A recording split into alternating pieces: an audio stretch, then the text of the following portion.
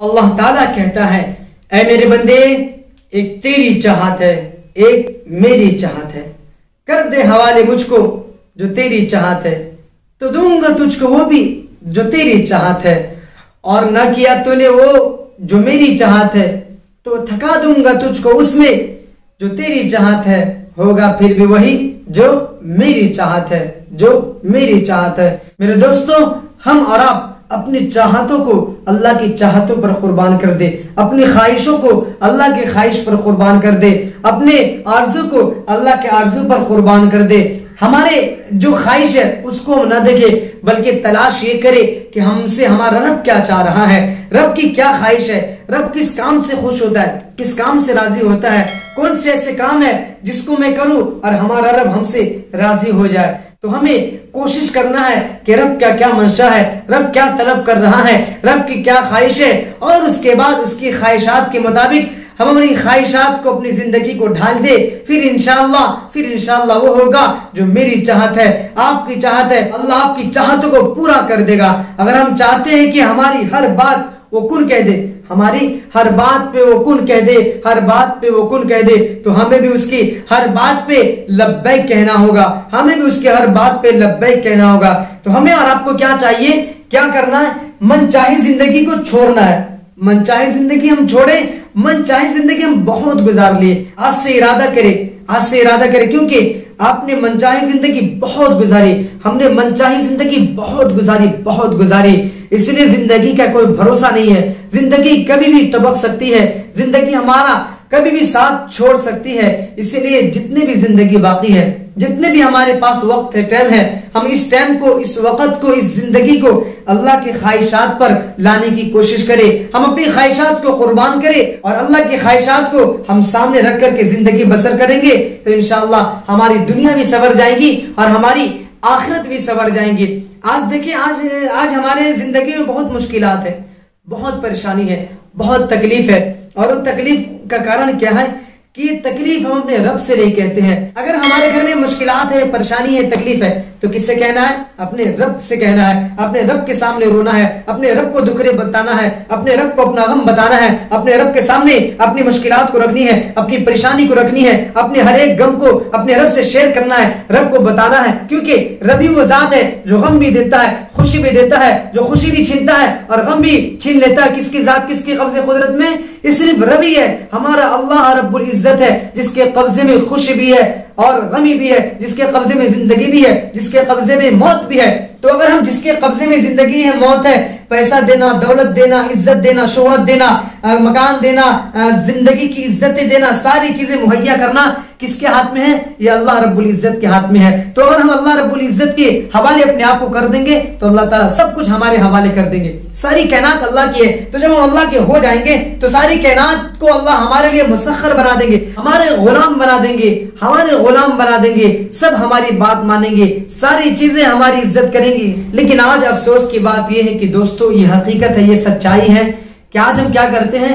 अपना दुखरा, अपनी तकलीफ अपने रब को बताने के बजाय हम लोगों से शेयर करते हैं। उस दोस्त के पास जा रहे, उसके पास जा रहे, उसके पास जा रहे, उधर से धक्के खा रहे, उधर से लान तान का सामना करना पड़ता है, उधर से बातें सुननी पड़ती है, और उससे रिश्ता खत्म हो गया, उसने नंबर ब्लॉक कर दिया और वो हमारी बात सुनता नहीं है, मानता नहीं है। आज कारण यही कि दोस्तों, आज हम अपनी मुश्किलात को अल्लाह से मांगने के बजाय लोगों से मांगना शुरू कर दिया है।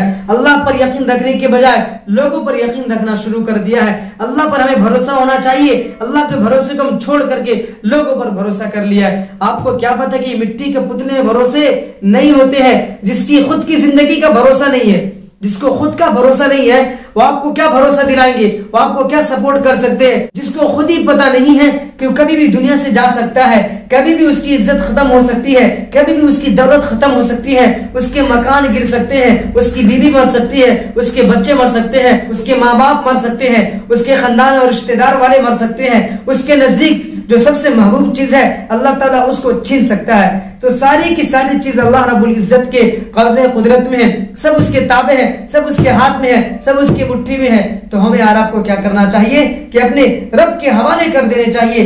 हर गम में, हर चीज में हमें और आपको अल्लाह को पुकारना चाहिए, सिर्फ और सिर्फ अल्लाह की दुहाई लगानी चाहिए, सिर्फ और सिर्फ अल्लाह को पुकारना चाहिए। सिर्फ अल्लाह ही वो जात है जो हमारी मुश्किल को दूर कर सकता है, हमारे गम को दूर कर सकता है, हमारे गम को हल्का कर सकता है, हमें इज्जतें अता कर सकता है, हमें दौलतें अता कर सकता है, हमें औलाद से नवाज सकता है, हमें दुनिया की हर खुशी दे सकता है। सिर्फ अल्लाह रब्बुल इज्जत है, उसके अलावा कोई नहीं है। तो हाल दिल अगर हमें सुनाना है तो अपने रब को सुनाना है, लोगों को नहीं सुनाना है। लोग बेवफा है, आज इसके पास आप सुना रहे हैं, कर होकर के यही शिकायत, यही लोग आपकी बात आगे पहुंचाएंगे कि फलाना ऐसे फलाना ऐसे है। तो अपना दिल सिर्फ रब के बजाय किसी और से शेयर न करे।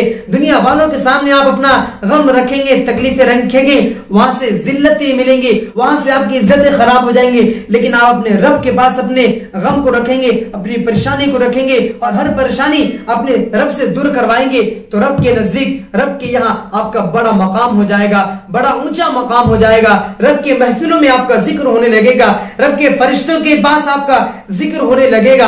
अगर हम यहाँ अल्लाह का जिक्र करेंगे तो अल्लाह ताला हमारा जिक्र वहां करेगा। तो अल्लाह ताला खुद ही कह रहा कि मेरे बंदो, हमने गम भी पैदा की है, मुश्किल भी पैदा की है, जिंदगी हमने दी है, तो तुम्हारी जिंदगी में मुश्किलात, परेशानी, सारी चीजों का सामना करना पड़ेगा और सारी चीज मेरे कब्जे कुदरत में है। अगर मुश्किलात आ जाए, गम आ जाए, तुम्हारे जिंदगी में बहुत सारे प्रॉब्लम्स आ जाए, तो किससे शेयर करना है? मुझसे शेयर करना है। सिर्फ मैं ही वो खुदा हूँ, मैं ही वो जात हूँ जो तुम्हारी हर मुश्किल को दूर कर सकता हूँ, जो तुम्हारी हर परेशानी को खत्म कर सकता हूँ। मेरी जात कुन फयकून है। अल्लाह ताला कहता है मेरी जात कुन फयकून है, मैं चुटकियों में, मिनटों में सारी चीजें हल कर सकता हूँ। तो हल करवाना आज से किससे? अपना गम, सारी चीजें किससे हल करवाना है? अल्लाह रब्बुल इज्जत से। मकसद कायनात, जिसके सदक़े में कायनात बनाई गई है, हमें बनाया गया है, आपको बनाया गया है, आपके औलाद को, आपके मकान को, इस सारी कायनात को बनाया गया है। जब हुज़ूर पाक अलैहिस्सलाम के ऊपर कोई गम आता, कोई मुश्किल आती, तो अल्लाह ताला से शेयर करते थे, अल्लाह ताला के सामने रोया करते थे। जिस चीज की भी तकलीफ होती थी अल्लाह के पास रखते थे, अल्लाह से तकलीफ दूर करवाते थे। अल्लाह अकबर। सहाबाए किराम की जिंदगी आप पढ़े, सहाबाए किराम के छोटी छोटी भी परेशानी पेश आती थी तो सहाबाए किराम अल्लाह रब्बुल इज्जत के सामने रखा करते थे, क्योंकि अल्लाह ही रब्बुल इज्जत की वो जात है जो हर चीज को दूर कर सकता है। तो अपने ईमान को मजबूत करे, अपने रब से अपना रिश्ता मजबूत करे, अपने रब से अपना रिश्ता बना ले। इंशाअल्लाह अल्लाह ताला आपकी दुनिया व आखिरत दोनों बना देंगे। तो इंशाअल्लाह जरूर हम अल्लाह से जुड़ेंगे, अल्लाह से जुड़ेंगे तो हमारी जिंदगी संवर सकती है। अगर उससे हट करके हम जिंदगी गुजारे तो हमारी जिंदगी में मुश्किलात, परेशानी, सुकून नाम की कोई चीज बाकी नहीं रहेगी, क्योंकि अला बिज़िक्रिल्लाहि तत्मइन्नुल क़ुलूब। अल्लाह ताला कह रहा है कि सुकून तो सिर्फ मेरे कब्ज़े कुदरत में है, मेरी जिक्र में है। मेरी तौहीद बयान करो, मेरी किबरियाई बयान करो, मैं तुम्हारा रब फरिश्तों के दरमियान तुम्हारा जिक्र करूंगा। तो अगर हम और आप चाहते कि हमारा जिक्र फरिश्तों के माहौल में होना चाहिए तो हमें और आपको दुनिया में रह करके क्या करना होगा? अल्लाह का जिक्र बुलंद करना होगा। अल्लाह का जिक्र बुलंद करेंगे तो अल्लाह ताला हमारा जिक्र फरिश्तों में करेगा।